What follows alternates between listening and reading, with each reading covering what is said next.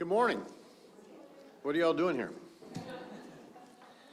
I appreciate you coming this morning on short notice. First of all, I'd like to say a little something about our friend Andrew Bailey. As you know, yesterday President Trump announced that he's appointed Andrew Bailey as the co-deputy director of the FBI. I'd like to say congratulations to Andrew and his family. Andrew is a great guy and been a great friend to me and many Missourians. Since his appointment by Governor Parson to this position in 2022, Andrew and his team have worked hard right across the street from here to truly make Missouri a national leader in protecting our freedoms, our Constitution, and upholding the rule of law. I know he truly cares about making our state and nation even stronger and safer for the next generation. I sincerely believe that this selection further emphasizes the President's commitment to enforcing law and order in our nation. As you know, Andrew is a U.S. Army veteran and prosecutor. Andrew has spent his career fighting for Americans and know he will continue to do a great job serving in D.C. in this new role at the FBI. And although I've missed Andrew very, very much here in Missouri, I want to say thank you to President Trump and United States Attorney General Pam Bondi for selecting Andrew. Missouri has a truly incredible legal talent pipeline, and we know Attorney General Bailey will continue to make our state proud. This morning, I'm happy to announce the role of Attorney General is incredibly significant in our state, and serving as the Chief Legal Officer for the state. The Attorney General, as you know, is the top cop. It is not lost on me the incredible importance of selecting the right person for this job, and my team and I took this selection very seriously. We wanted the most qualified person who is ready to work on day one. So today, I'm proud to announce the next Attorney General of Missouri, Catherine Hanaway.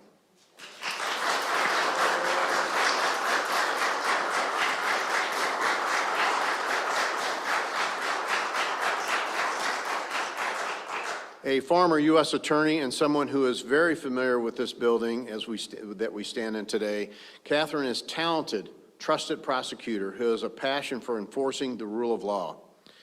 Catherine previously served as the Chief Federal Law Enforcement Officer for the Eastern District of Missouri, where she supervised more than 4,000 criminal, affirmative, and defense cases, personally tried cases to jury verdicts. She also supervised and assisted the development of cutting-edge theories of criminal prosecution. Catherine will be and is tough on crime, and we look forward to continuing our partnership with the Attorney General's office under her leadership and our #1 priority, which is public safety. Catherine will assume the role of Missouri Attorney General on September 8th, when Attorney General Bailey is sworn in as Deputy Director of the FBI, and we will work with the Attorney General's office to ensure a smooth transition process.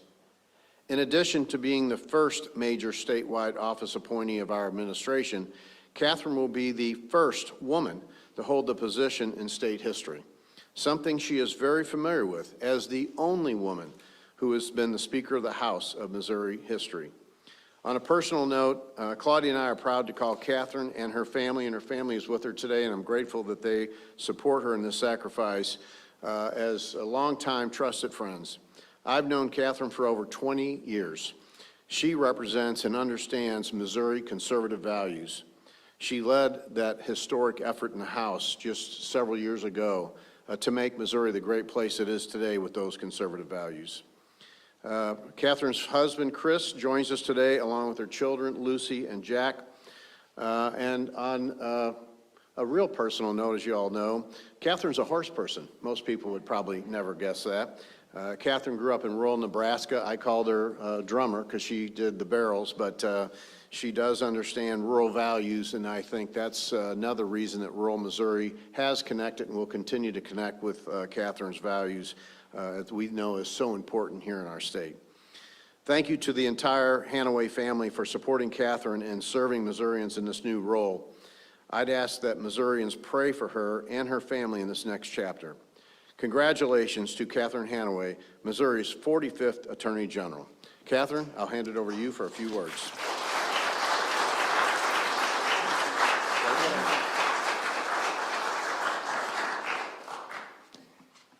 Governor, thank you so much.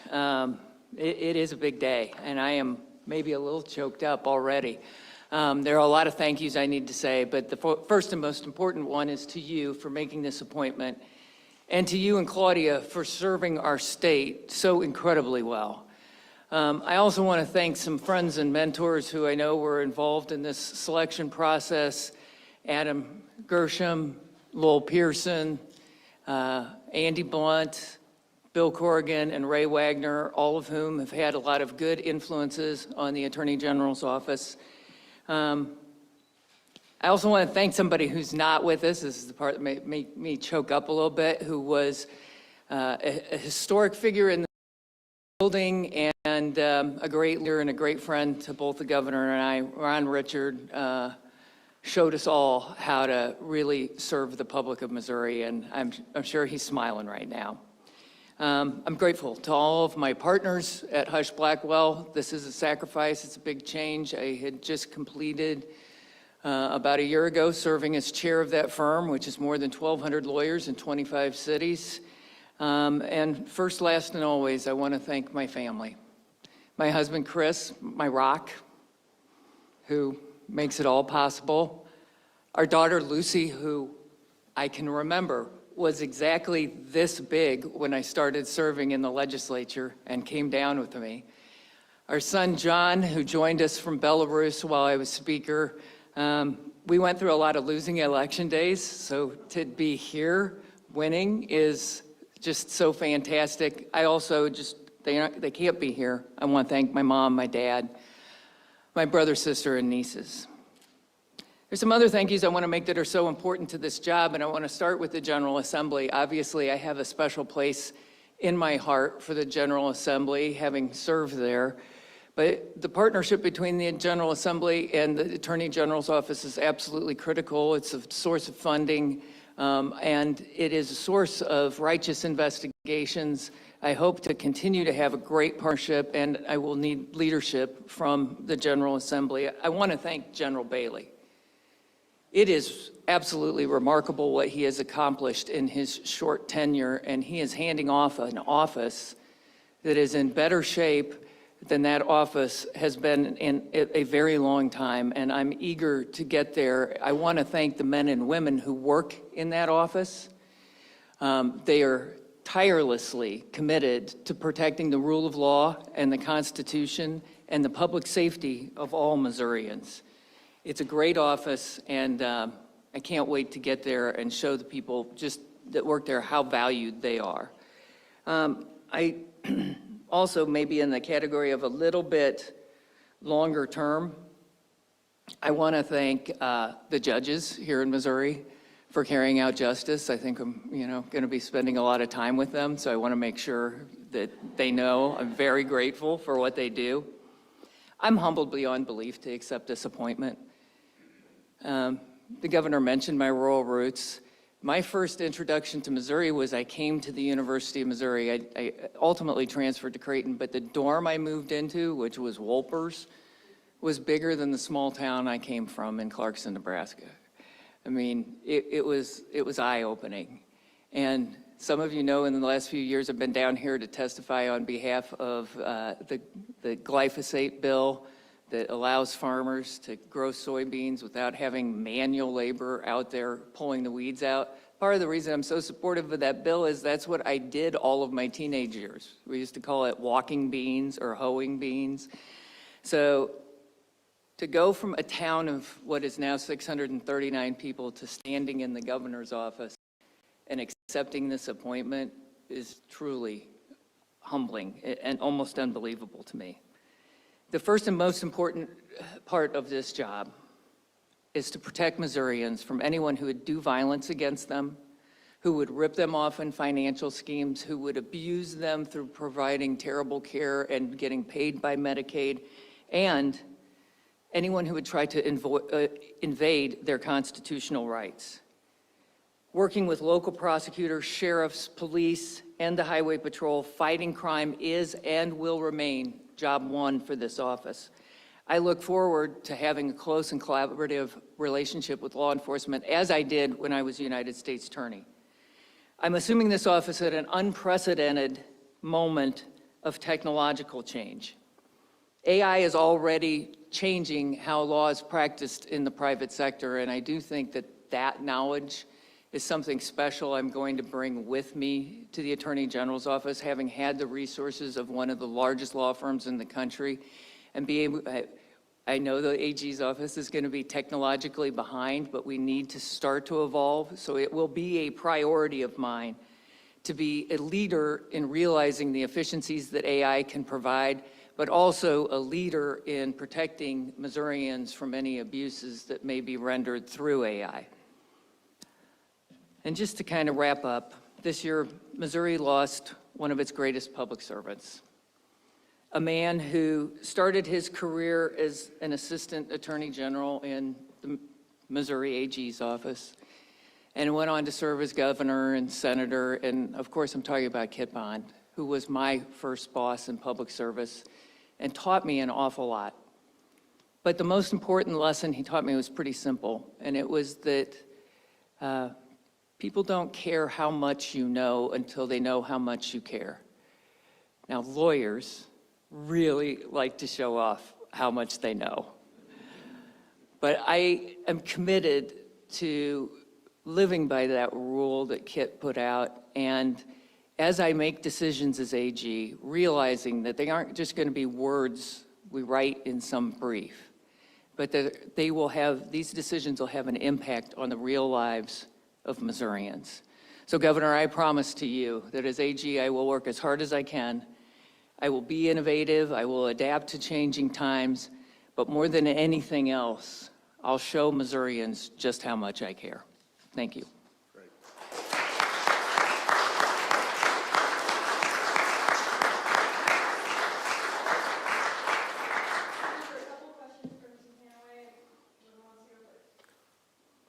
Ms. Hanaway, on September 8, you'll swear an oath to uphold the state constitution.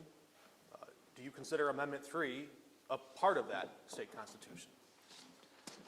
It is currently a part of that state constitution. I know that there's ongoing litigation to clarify what exactly the amendment means. I think there's many unresolved issues, and the office has been pursuing that litigation, and I'll continue to do so. A quick follow-up. Part of your record includes a 20-week abortion ban, which was more lenient than the current incumbent Attorney General would prefer. What should the people of Missouri know about your personal views on that issue and how it will affect the ongoing litigation? Yeah, so I have a long history of being pro-life. I am pro-life. I, certainly have, like most women, or not most women, but many women, we had some infertility struggles. I'm empathetic to that, but I believe in the sanctity of human life. Since you represented there with liability lawsuits on exercise, what's your plan to address that in the Attorney General's office when it comes to liability lawsuits? And then what's your plan also to address the Greenbelt Express? Okay, so let me take the second one first. I have recently been working, just for those who don't know, you probably all know, our firm was retained to respond to a civil investigative demand from the AG's office on behalf of the Greenbelt Express. Since I had that matter in private practice, when I switch over to the Attorney General's office, I'll have to recuse myself, but the team that is there, the great team that is there, will be able to go forward without my input. I won't be able to deal with that case, but there's a great team on it, and they can continue to do their work. With respect to glyphosate, as far as I know, there's no ongoing litigation. I don't have a forward-looking plan to file litigation. I need to get, the first I heard of this, it might be interesting, last Tuesday. So I've had a week to sort of process all of this. So the Attorney General's office, over the past few Attorney Generals, it's only lasted about 2 years before they take on a higher office. I know you've run for a higher office before. Do you still have an interest at some point in serving in some higher office, or how long do you anticipate being there? So my game plan for sure is to serve the next 3 years, and then if Missourians will vote for me and believe I earn a full term, then I'd like to serve a full term. That's my game plan. As the Attorney General's office, usually legislation has your office in charge of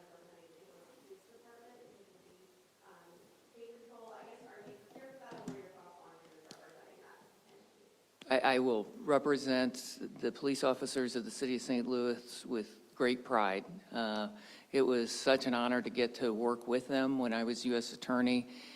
They would bring cases directly to our office. We did about 800, that might be a high number, but hundreds of felon in possession of firearms cases that St. Louis Police brought directly to us. So I've worked with them closely for a long time, and I'll be proud to represent them.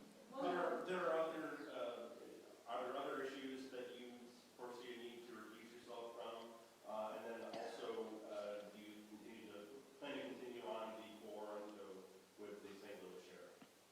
So second one first, again, because it's the easy one. Yes, I do intend to continue to pursue that. I think one of the really great achievements of Andrew Bailey as Attorney General has been to make sure that our public officials serve with integrity, and he's removed those who don't. And so I definitely will continue to pursue the case involving the sheriff. And there is one other thing that I do need to recuse myself from. I'm just not remembering what it is right now. But, you know, there'll probably be a few other clients that come up. Will we see a style difference in the way you operate the office and blast out issues of the day? I don't know that you'll see an issues difference. And I'm not intimately familiar with how some of my predecessors managed. My style is to manage by walking around and really spending a lot of time with the people in that office. There are a lot of really good, talented people. I want to communicate to them that the work they do is valuable, that they are valued, and I know that they have some ideas about how to do it more effectively, and I'd really like to hear them. You mentioned AI efficiencies. One, you mentioned the people across the street and their capability. Will Andrew Bailey's staff be Catherine Hanaway's staff? Yes. Two, you have made it clear, both of you this morning, that your focus will be prosecution.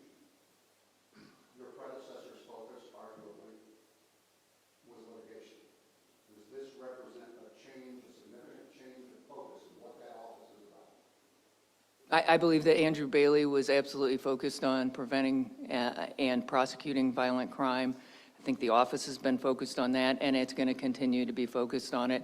It is the #1 problem facing our state. We can't have economic development. We can't have next generations who want to stay here and make their lives here if they don't feel safe. So that's where we're going to be focused. Thank you. Now take some questions to the governor. Governor, the announcement for Andrew Bailey was just yesterday. How much runway could you have had to prepare for a big decision like this?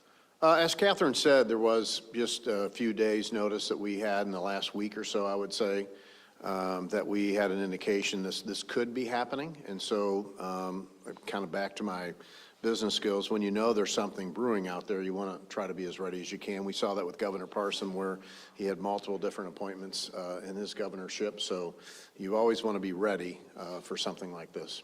Speaking of Governor Parson, a reason he decided to pick Bailey was because he wanted to stick around. Obviously, that's not happening. Do you have the same hopes for Attorney Hanaway? Absolutely. It was probably the first question I asked Catherine, is that this is a big challenge, and it's a great challenge really for her family, and leaving a private practice that she was very, very good at. I worked with her on several different business issues up in the St. Louis area in this position in my earlier one. So I knew it was a sacrifice for her, but she felt the calling like a lot of us do. And I always tell people I had a better job for this one, and I think she might say that too. But we're both from a position that nobody thought we'd be here, and this is my way to give back, and I know Catherine feels very passionate about that as well.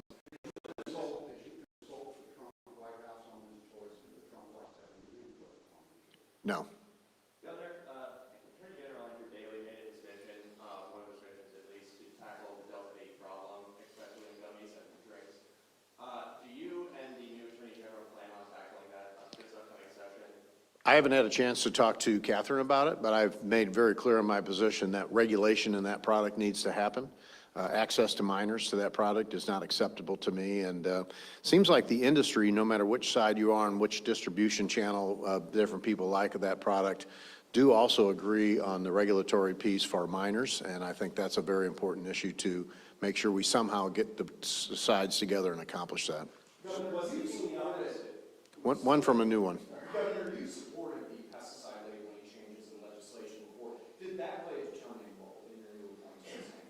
No, to be honest with you, I didn't know Catherine was representing anybody in that, to be honest with you, until just recently. I supported that because, agriculture is our number one industry. We talk about that all the time. Missouri farm families, second in the United States as far as farm families.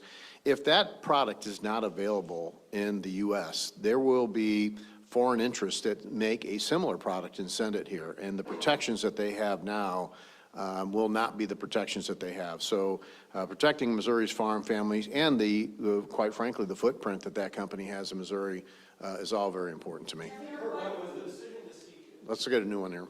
was the decision, was it a litmus test as far as asking if Ms. Hanaway was interested in seeking a full term in 28? I'm interested in providing that office stability. I think that's safe to say. For sure, the rest of this term, which is roughly 3.5 years, anybody who is in any of these offices has a personal decision if it fits with their family, if they like the job, et cetera, to continue to run. But Catherine told me that that would be her intention, is that not only to serve out this, but to seek election. And did you talk to anybody else about the position? Not directly. Our team probably has talked to a few other people that were interested, but I have not directly talked to anybody else. What was your decision in choosing her versus any of the other ones? And then also, what are you hoping that her plan includes to address the Greenbelt Expressway and also any related pesticide liability lawsuits? Well, as you can imagine, there's a whole bunch of people when this news broke yesterday that were interested in the job, and a lot of really good qualified people, men and ladies that I know very well that would all be very good at this. As I mentioned, I've known Catherine for a long time. She's run statewide before. I know that she is incredibly tough on crime. In her previous role, she has proven that. My number one thing is public safety and being able to work with the men and ladies who protect our communities all around the state. That was really important to me. It was very important to Andrew Bailey, who did a good job, and I felt like Catherine would represent the men and women in blue as good as anybody I knew. Others would have as well, but that combined with some of her past experiences, her passion for the state of Missouri, those are the types of things. You want somebody you can work with, you can trust, and Catherine alluded to it, not only just the legislators in the House and the Senate, but communities across the state. We'll find Catherine shares that same vision of community safety and public service being a priority for us. As far as the grain belt is concerned, I've said all along, I'm a big believer in private property rights, and if I had a Century Farm and somebody came and said, I used eminent domain and I'm going to go across your farm now, I wouldn't be very happy about it either. And so I know rural Missourians are very much in tune to trying to make sure they protect the property rights that they've worked so hard to maintain, and I will continue with that position. Governor, she mentioned AI efficiencies. I'm curious how you or how either of you imagine government employees or your deputies perhaps using AI on the job. Is that a possibility here? Mark, you're a lot younger. I'm too old to even know what AI is. But I thought it was interesting that Catherine brought that up because it is a real threat to people right now. You're seeing this happen, and especially a lot in our seniors and other populations that we have across this country and here in the United States, where they're using AI deceptively to get people to react to certain offers or situations. And so I was actually pleased to hear, Catherine and I had not talked about that previously, but I was happy to hear her bring that up actually, because it's a threat, and making sure we understand that technology, use it to where it's our advantage, but protect those who are being taken advantage of, I think is really important. I was just going to say there's some very basic things that can be done right away, like comparing deposition transcripts. You can automate that, expert witness testimony, summarizing depositions. You got to do some quality control checking, but these are tasks that would take assistant AGs a lot of time, and you can just automate a lot of that and really achieve some savings, and hopefully that'll allow us to do more cases and free up assistant AGs to kind of do the higher order level of thinking and take some of those rote things out. Even research can now be an AI plain language model. You know, the big research institutions like Westlaw all have quality ones that protect any personal information so that it doesn't get out into sort of those large language models. Well, Deborah, I feel like just because we asked you about redistricting, I know you love that question. Where's the map I gave you last week, Dave? I gave him a map, everybody. So, you know, the Texas Democratic return, it looks like Texas is actually going to move forward with redistricting. So, does Texas move you to do that?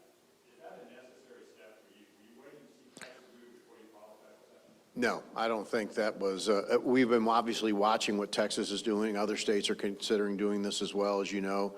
And I've said all along that it's interesting to me that the Democrats start talking about gerrymandering. When you look at the states they're in charge of, that is the definition of gerrymandering. So our goal, if we move forward, and there's no decision to move forward, Dave, is to make sure Missouri's values are reflected in Washington, D.C. And I've said many times that I think our current speaker does a very good job of matching the values of Missourians. Governor, there is political capital that could be spent by going forward with that.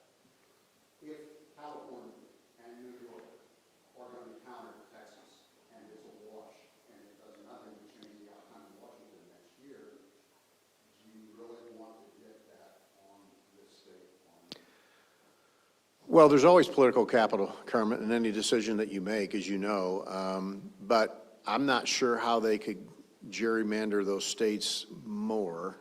They're pretty well tied up. But you can't, that can't factor into the process. The process has to be, in my opinion, who represents Missouri's values the best, and what do we need to do to make sure that continues into the future. They have We're done with questions. So do you not think that a 6-2 map is representative of Missouri's values? I think that Speaker Johnson is representative of Missouri values, and making sure he stays there. I don't think Congressman Jeffries and some of the comments, especially that he's made lately, do not match Missouri's values. Even Democratic values in this state do not match some of the things and positions he's taken. And that is concerning to me, and it's concerning, as you know, we just finished 11 days of the state fair. I heard it left and right. It's very concerning to many Missourians who hear some of the positions that he's taken from a state, by the way, that's about to try to elect a pronounced socialist as their mayor. That definitely does not match Missouri's values. California and New York actually have fair maps and a commission to draw it. Would you bring that to Missouri? I haven't contemplated that yet, Mark. I know that they do have a commission, but that's not something we've looked into, and I don't know if that's that might take a constitutional action in order to do that, would be my guess. But thank you guys for being here today. Congratulations to Catherine.